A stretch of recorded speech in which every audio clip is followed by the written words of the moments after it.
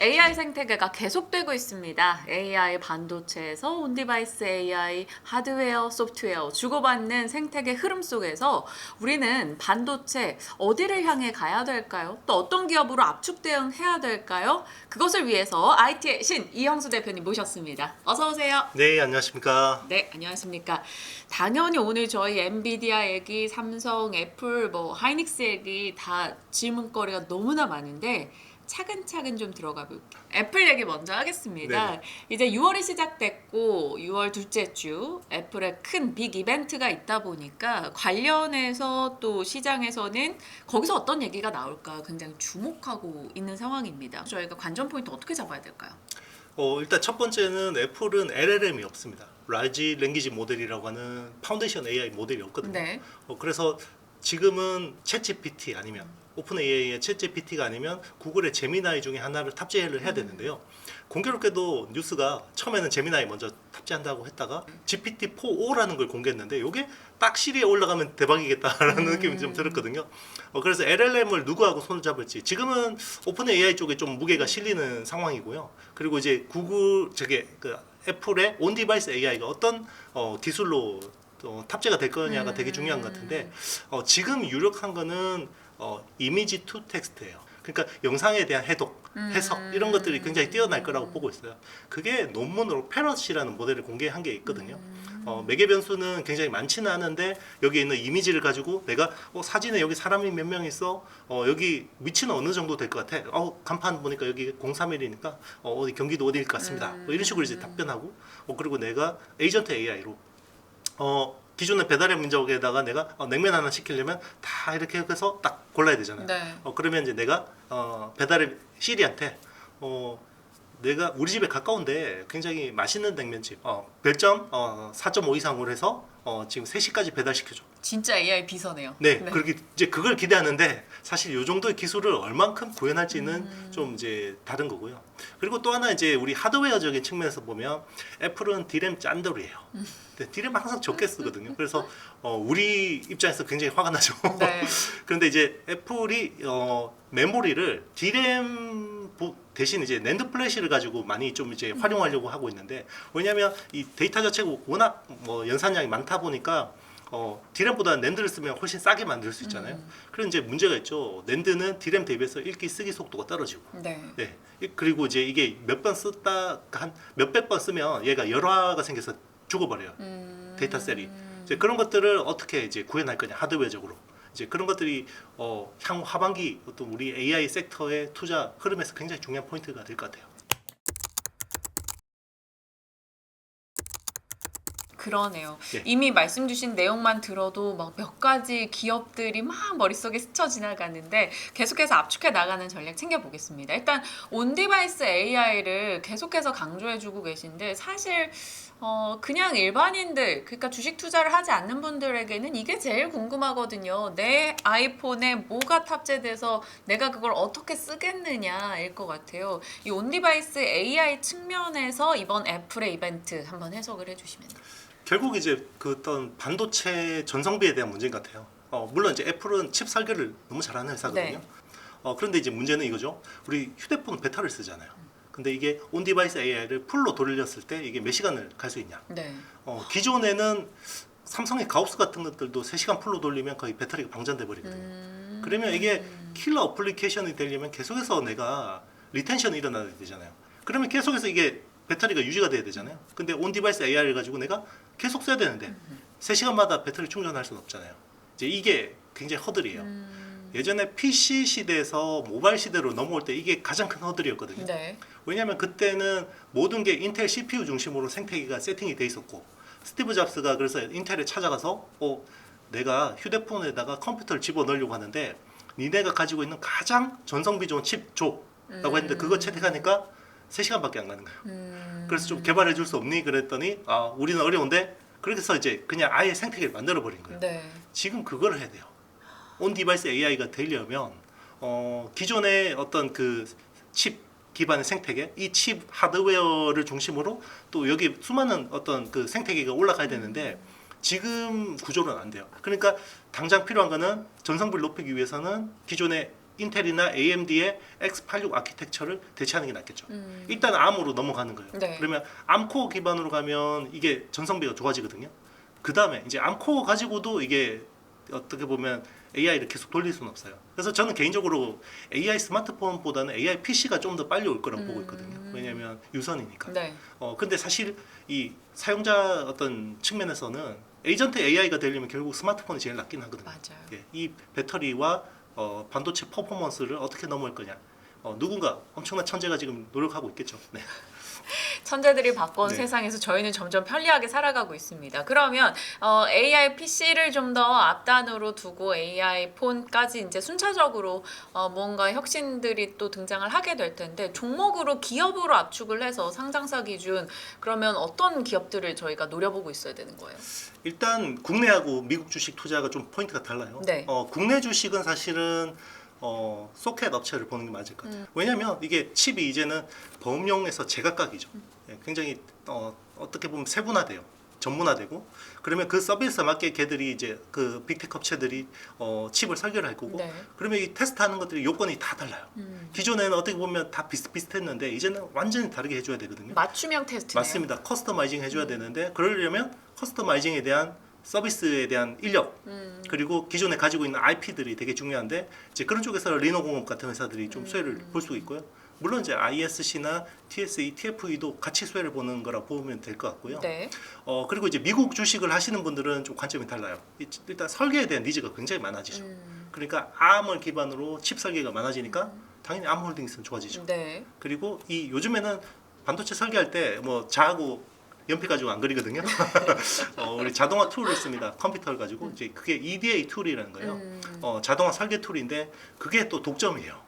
미국에서 보면 시놉시스, 네 맞습니다. 시놉시스하고 케이던스라는 회사가 거의 이쪽 시장을 70% 이상 장악하고 네. 있기 때문에 여기 웹 업체를 잡고 가면 결국 온디바이스 AI 쪽에서 굉장히 많은 수혜를 볼 수가 있고요. 애플 관련해서 IT 부품사들 있잖아요. 국내.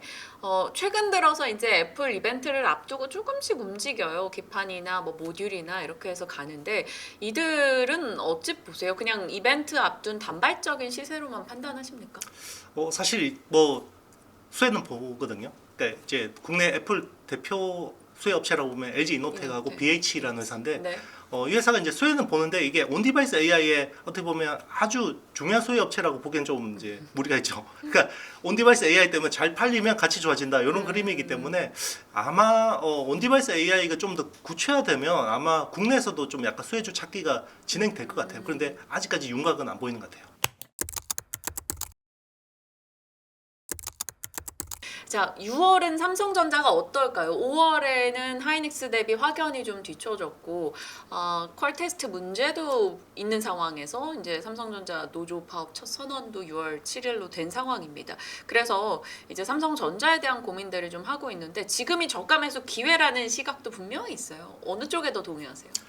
제가 이제 요즘에 방송 나가서 이제 삼성에 대해서 물어보잖아요. 그러면 지금 있는 내용을 그대로 팩트로 이야기하면 삼성 주주분들 되게 싫어하세요. 아, 그래요? 쟤는 왜 저렇게 삼성을 까냐.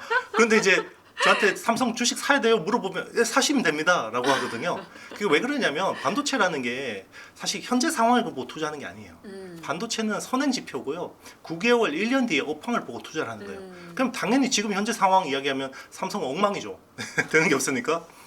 그런데 9개월 뒤, 1년 뒤에도 이럴 거냐? 저는 지금보다 훨 나을 거라고 보고 있거든요. 그러니까 주가라는 건 항상 그래요. 실적 곱하기 멀티플. 그러니까 네. 멀티플이라는 건 기대감이거든요.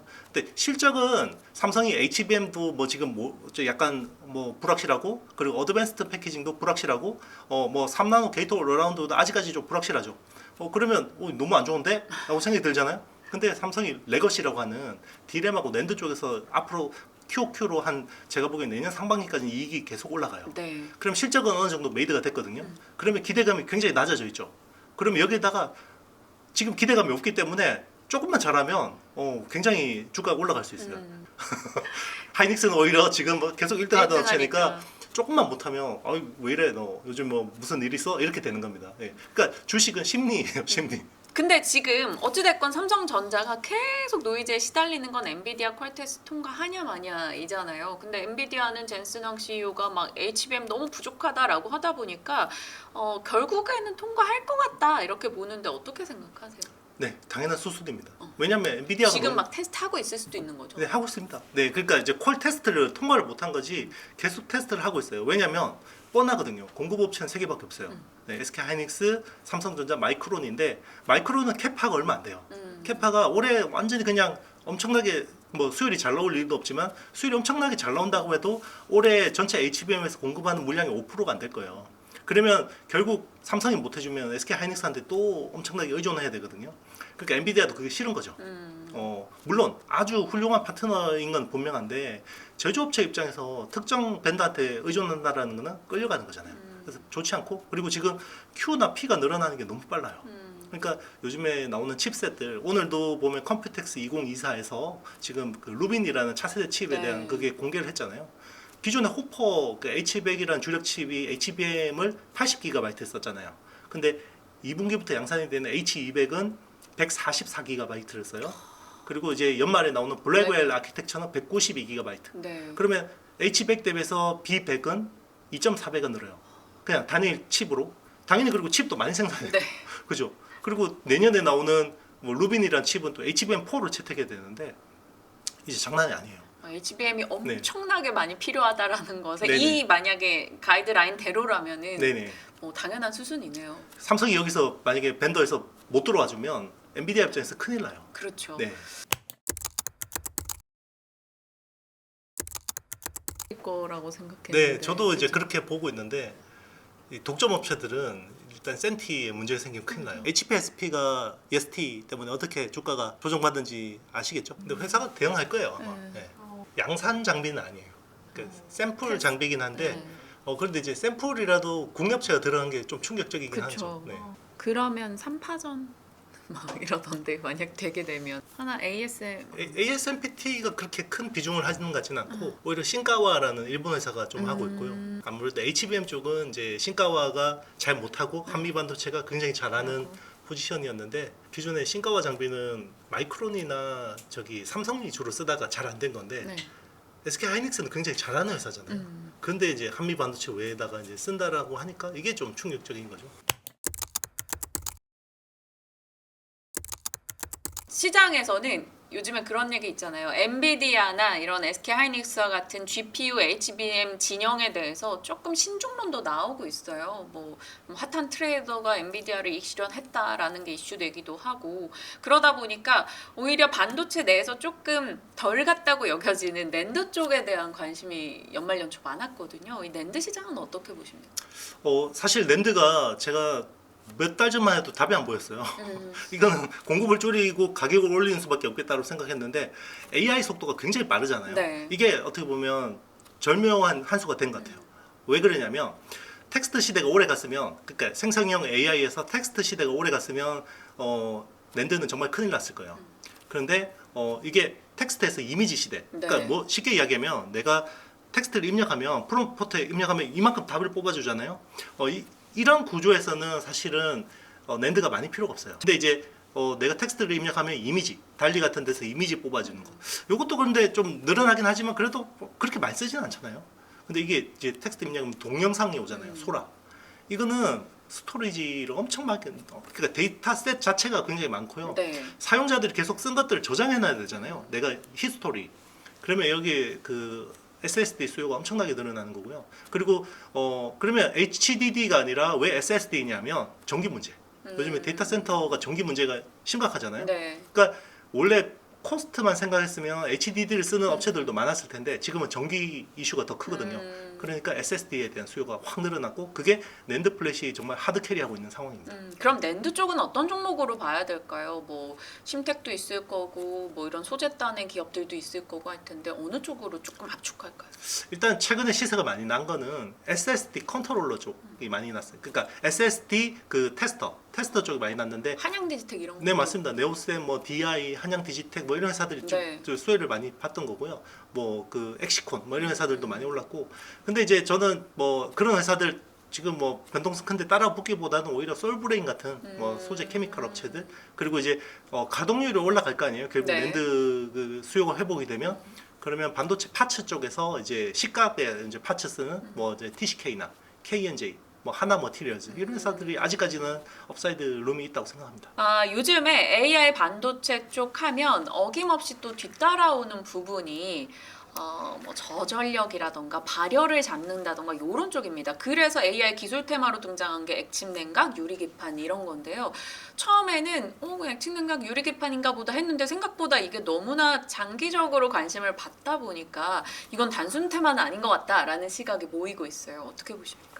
결국 전기 문제입니다. 네. 전기 문제가 우리가 생각했던 것보다 심각한 상황이고요. 그러니까 AI가 갑자기 이렇게 전기 수요에서 큰 영향을 미칠지 몰랐어요. 근데 미국이 지난 15년 동안 전기 수요가 늘어본 적이 없는 나라예요.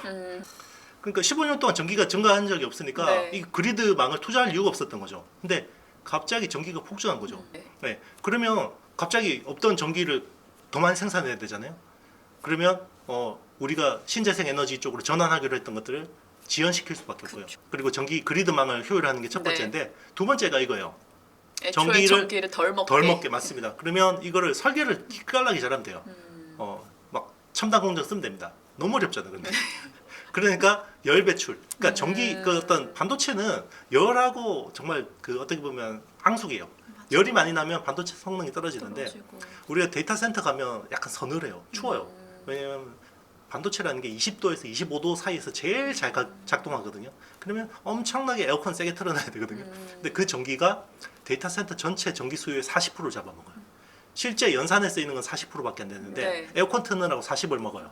그럼 어떻게 해야 되죠? 네. 또 데이터 센터 내에서 열을 줄여야 되겠죠. 그러니까 이 기존의 공랭식 에어컨 가지고는 안 되는 거예요. 액체 냉각으로 가고 있는 건데 그 액체 냉각 중에 하나가 지금 쓰는 거는 DTC라는 방식이에요. 다이렉트 투 칩이라고 해서 반도체 위에다가 이렇게 알루미늄 관을 이렇게 놔두고 거기에 물을 흐르게 해서 네. 열을 뽑아내는 거. 요거는 굉장히 어떻게 보면 쉬운 방식이고. 네. 근데 앞으로 이 우리 엔비디아 보면 아시겠지만 이 연산이 이제 장난 아니잖아요. 그러면 이거 가지고도 안 돼요. 그러면 액체에다가 그냥 서버를 팍 담가버리면 되거든요. 근데 물에다 담그면 안 되잖아요. 그러니까 네. 비전도성 액체에다 담가야 돼요. 그런 쪽에 이제 하는 게 액침 냉각, 이머전 네. 쿨링이라고 하는데 그런 기술이 계속해서 주목받는 거고요. 그래서 뭐 이제 반도체 자체에서 열을 빼기 위해서는 기존의 플라스틱 기판보다는 유리기판으로 유리기판. 하는 게 훨씬 열 배출이 좋고 데이터 센터에서 열을 빼려면 액체 냉각이 좋은 거고 그리고 그리드망을 통해서 전기 효율을 높이는 거고 자 이런 식으로 해서 최대한 에너지 생산량을 줄이는 게 지구에도 좋은 거겠죠. 그러면 KN솔, GST 또 유리기판 쪽에서는 피로틱스 뭐 이런 종목들, HB 테크놀로지 이런 네. 것도 다 그럼 포트에 있다면 네. 마음 놓고 들고 갈까요? 네 이야기하려고 했는데 다 네네, 괜찮아요. 다 네. 괜찮은 회사입니다. 네, 이렇게 롱텀으로 끌고 가기 좋고요. 일단 빠질 때 그냥 조금씩 매수하는 건 좋을 것 같아요. 왜냐면 이게 변동성이 커요. 아직까지는 실체가 없거든요. 네, 왜냐하면 차세대 기술인데 맞아요. 언젠가 되긴 할 텐데 나는 내 계좌는 당장 다음 주가 중요하잖아요. 네, 그러니까 항상 이제 좀 조정 받을 때 조금씩 이제 어떻게 편입해 놓는 건 나쁘지 않은 것 같습니다. 정말 많은 IT 반도체 쪽 얘기를 저희가 풀어왔는데 마지막으로 6월은 요것을 집중하자라는 키워드 좀 주신다면요. 결국 온디바이스 AI가 중요하고요. 제가 말씀드린 애플하고 네. 퀄컴의 입에서 어떤 기대감을 주느냐 이게 결국 하반기 AI 투자에 정말 중요한 리트머스 시험지가 될 것 같아요. 네. 만약에 여기서 기대감을 못 준다 그러면 굉장히 힘들어질 수 있어요. 네, 그동안 지금 AI 쪽 밸류 체인들이 주가가 편안한 자리는 아니거든요. 네. 그래서 그런 것들 그러니까 항상 긍정적인 건 또 보는 것도 좋지만 아닐 경우도 생각해야 되죠. 맞아요. 만약에 애플 행사 끝났는데 이거 별거 없었어요. 별거 없네 이러면 네. 이제 큰일 나는 거예요. 네, 큰일 나는 거예요. 그러니까 항상 리스크 관리하셔야 되고요. 네.